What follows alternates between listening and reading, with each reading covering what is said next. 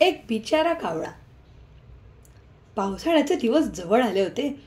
आभाळ कधी भरून यायचं तर कधी चक्क ऊन पडायचं. मी जिथे राहते त्याच्यासमोर खूप झाडं आहेत.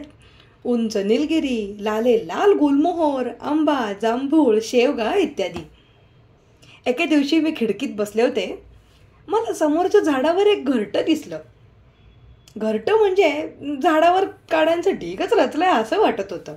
त्यात एक कावळीण बसली होती आणि कावळा झाडाला येरझारा घालत होता. दोघेही गुण्यागोविंदाने राहत होते. मी रोज त्यांचं निरीक्षण करायचे. एकदा मला घरट्यातून काव काव असा आवाज आला. मी माझी दुर्बीण घेतली आणि आजोबांना बोलवलं. आजोबा म्हणाले, रावी, कावळे खूप हुशार असतात. बघ, त्या कावळ्यांनी ते घरटं झाडाच्या अगदी मधोमध बांधलं आहे. याचा अर्थ यावर्षी मध्यम पाऊस पडणार आहे. असं कसं? मी आजोबांना विचारलं.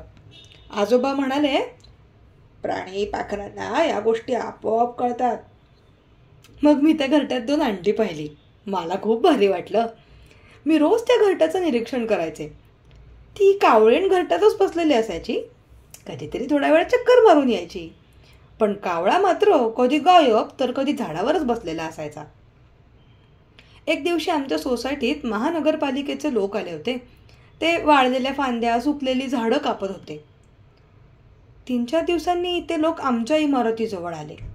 तेवढ्यात माझ्या शाळेची वेळ झाली म्हणून मी आवरून शाळेत गेले. संध्याकाळी आल्यानंतर पाहते तर काय, कावळ्याच्या घरट्याची फांदी तुटली होती. बाजूला घरट्याच्या काड्या पसरलेल्या होत्या. मला खूप वाईट वाटलं. पुढचे 2 दिवस तो कावळा झाडाला घिरट्या घालत होता. नंतर तो त्या झाडाजवळ कधीच आला नाही.